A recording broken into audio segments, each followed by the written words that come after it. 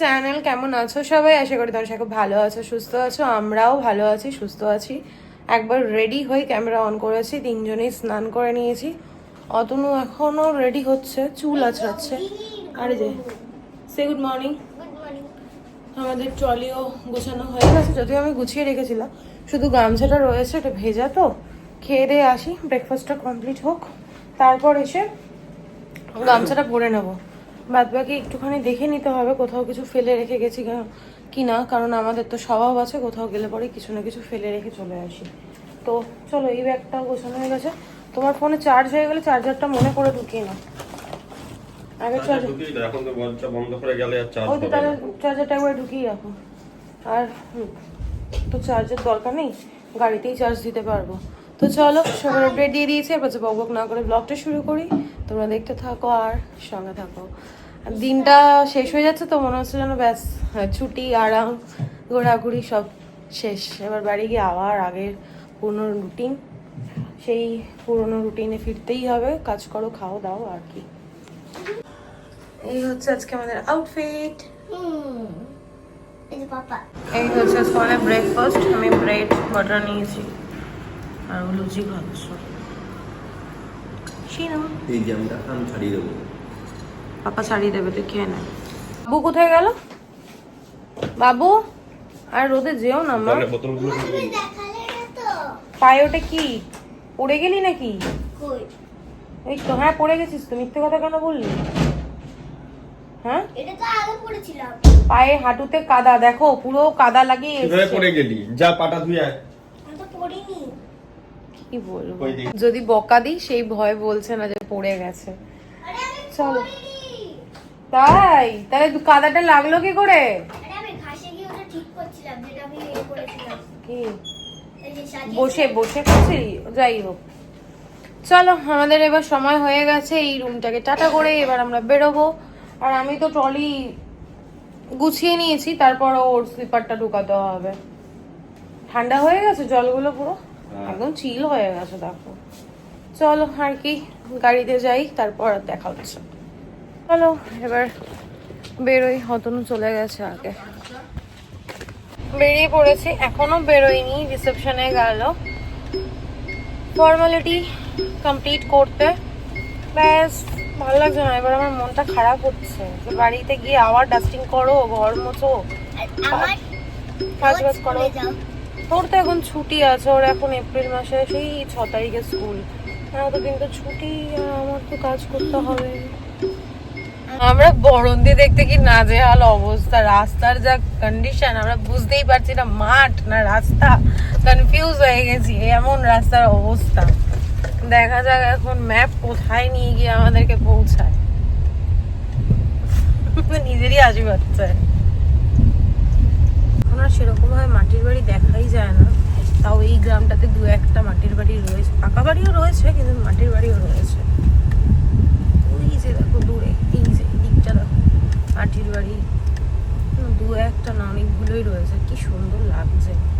আমার একটাই প্রশ্ন, বৃষ্টি হলে প্রবলেম হয় না?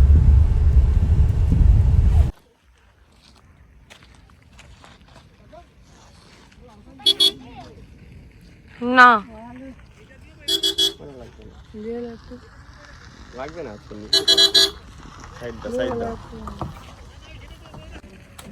সাইড দিয়ে দাও।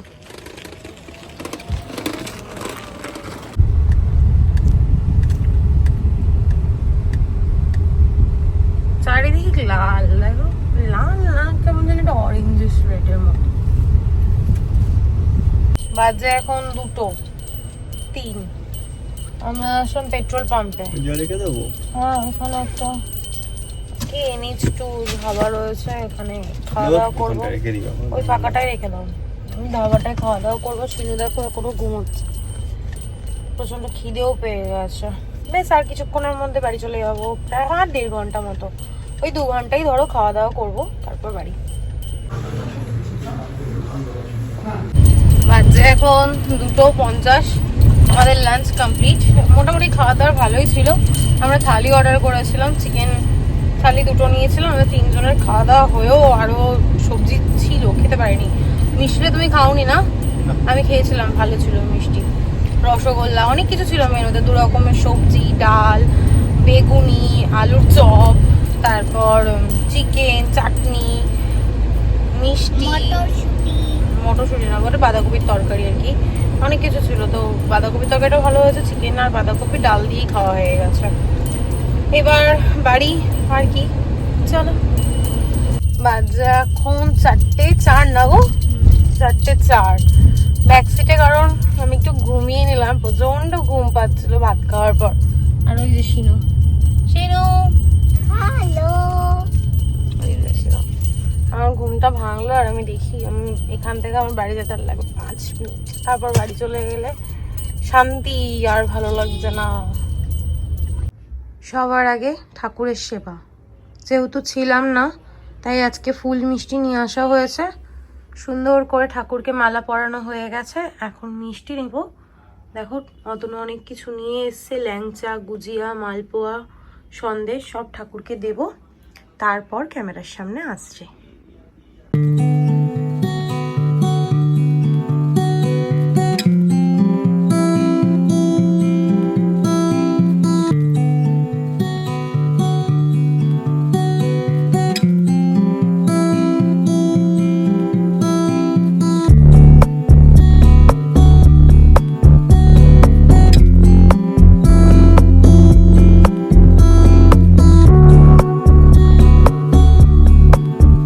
বাজে এখন 7:35, অনেকক্ষণ পর ক্যামেরার সামনে। বাড়ি এসে আর ক্যামেরা অন করিনি, কতক্ষণে ফ্রেশ হব, সবার আগে গোপু সোনাকে রেডি করাবো, এটাই মাথার মধ্যে ঘুরছিল।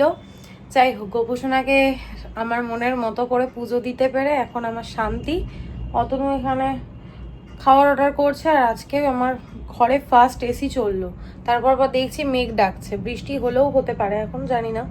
সব কিছু হয়ে গেছে, ট্রলি ফাঁকা করে একদম সুন্দর করে গুছিয়ে রেখে দিয়েছি, মানে ট্রলিটা প্যাক করে রেখে দিয়েছি। জামা কাপড়ও কাচা হয়ে গেছে, স্নান করলাম, আর এরা হাত মুখ ধুয়ে নিয়েছে, যেহেতু সকালে স্নান করে বেরিয়েছে, এরা স্নান করেনি। আমার প্রচণ্ড গরম লাগছিল, ডাস্টিং করলাম, ঘর মুছলাম, বাইরে ধোয়া মোছা সমস্তটা করেছি, গাছে জল দিয়েছি। গাছগুলো মনে হয় আমার দিকে তাকিয়ে বসেছিল যে কখন আমি এসে একটু জল দেব। এই হচ্ছে ঘরের পরিস্থিতি। এখন শুলে আমি জানি না ব্লগটা এন্ড করতে পারবো কি না। খাওয়া দাওয়া তো করতে হবে, প্রচণ্ড খিদেও পেয়েছে, কাজ করার চক্করে আমার খিদে পেয়ে গেছে। তো খাওয়াটা আসুক, খেয়ে দিয়ে নিই, ব্লগটা এন্ড করছি। বাজে এখন 8:25, আমাদের খাবার চলে এসছে। আজকে সল্ট পেপার থেকে খাবার অর্ডার করা হয়েছে। লাইম সোডা,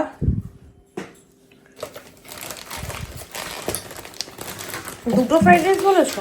হ্যাঁ, একটা ফ্রাইড রাইস তো হবে না, আমার দুটোই আবার বেশি হবে। কি জ্বালা। এখানে আছে ফ্রাইড রাইস, আর কি অর্ডার করেছো দেখি, দাঁড়াও খুলে নি তারপর দেখাচ্ছি। রাইস, না না এটা মাঞ্চুরিয়ান আর চিলি ফিশ। আচ্ছা, দুটো একসাথেই করে দিয়েছে। এই হচ্ছে আজকে আমাদের ডিনার। এখন আমরা ডিনার করে শুয়ে পড়বো, তাই তো?